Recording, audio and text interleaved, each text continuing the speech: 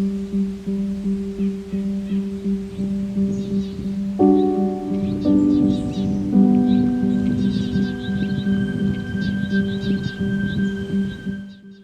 in fiore, sì, si trovano nel mare della vasta angoscia.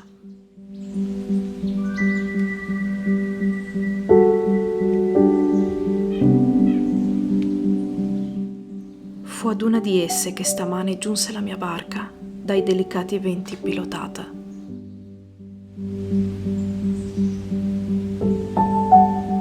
Fra i monti euganei mi trovai e ascoltavo il peana che le gioni di cornacchi alzavano al maestoso sorgere del sole.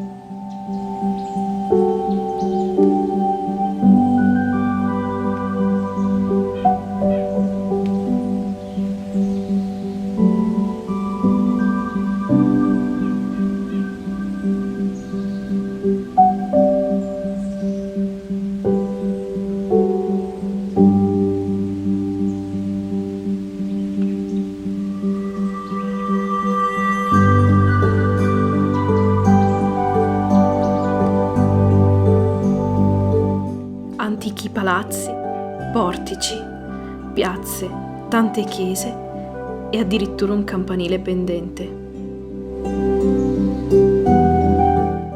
Questa è Este, un angolo incantevole di Veneto.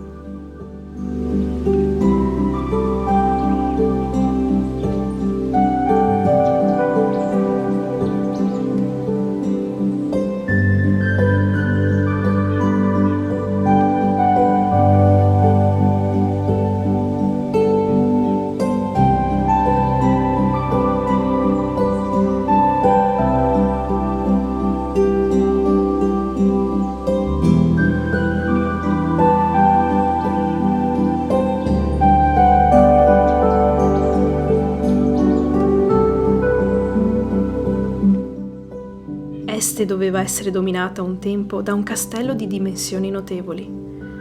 Osservando le mura è facile immaginare antiche stanze e segrete e intrecci amorosi che prendono forma al calar del sole.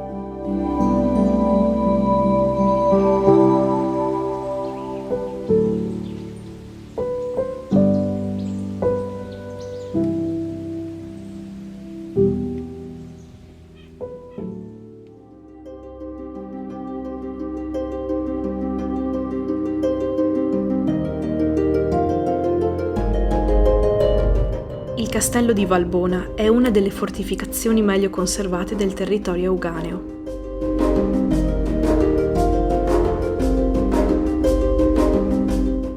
A vederlo così, non sembra che la sua storia sia costellata di intrighi, vendette e sanguinosi episodi bellici. Ma forse, se chiudete gli occhi e ascoltate, tra il ronzio degli insetti e il canto degli uccelli, vi sembrerà di sentire i lamenti dei guerrieri medievali e lo sferragliare delle loro armature.